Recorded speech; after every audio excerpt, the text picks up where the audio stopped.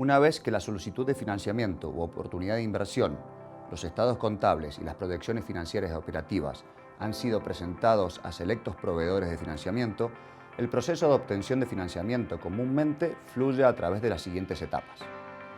La primera etapa se trata del análisis por parte del financiador de la solicitud de financiamiento u oportunidad de inversión, los documentos adjuntos e información adicional de la empresa que esté disponible públicamente. En la etapa segunda tiene lugar una reunión inicial entre representantes del financiador, el gerente de finanzas de administración y el gerente de contabilidad y planeamiento de la empresa.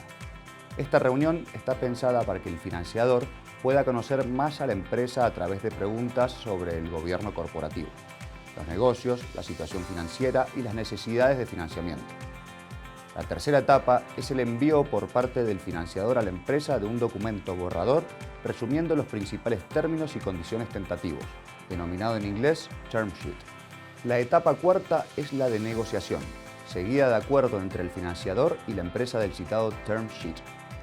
La quinta etapa es la firma de un contrato de confidencialidad, si la empresa lo requiriese, obligando al proveedor de financiamiento a mantener total confidencialidad de toda información provista por la empresa que no esté disponible públicamente. Este contrato suele ser firmado antes del comienzo del proceso, en el caso de financiamiento de capital. La sexta etapa consiste en la conducción por parte del financiador del proceso de diligencia de vida comercial y del proceso de diligencia de vida financiera, acerca de los que profundizaremos más adelante.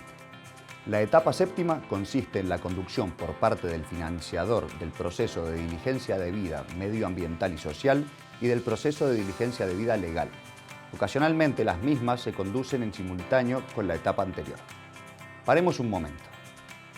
Hasta aquí, aún la empresa no sabe si logrará o no el financiamiento, pero se han llevado a cabo todos los análisis por parte del financiador, que ahora está en disposición de decidir si concede o no el financiamiento. Continuemos. La etapa octava conlleva la consideración y aprobación del financiamiento por parte del comité de crédito o comité de inversiones del financiador, en caso de que la decisión sea positiva. Seguidamente, en la etapa novena, se lleva a cabo la negociación, seguida de acuerdo entre el financiador y la empresa de la documentación legal del financiamiento. Es posible que el financiador, debido a ciertas conclusiones resultantes del proceso de diligencia de vida, requiera términos y condiciones que difieran de aquellos tentativos que fueron acordados en la etapa 4. La etapa décima consiste en la aprobación del directorio de la empresa para obtener el financiamiento. No solo ellos han de aprobarlo.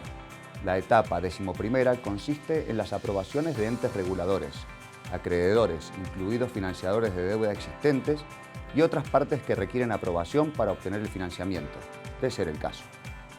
En la etapa decimosegunda se procede a la firma de documentación legal. Y por último, en la etapa decimotercera, cumplida todas las condiciones previas al desembolso, tiene lugar el desembolso del financiamiento. Ten en cuenta que el proceso de obtención de financiamiento puede no avanzar de una etapa a la próxima por falta de interés del financiador, entrega de información insuficiente por parte de la empresa o por desacuerdos entre el financiador y la empresa, entre otros motivos.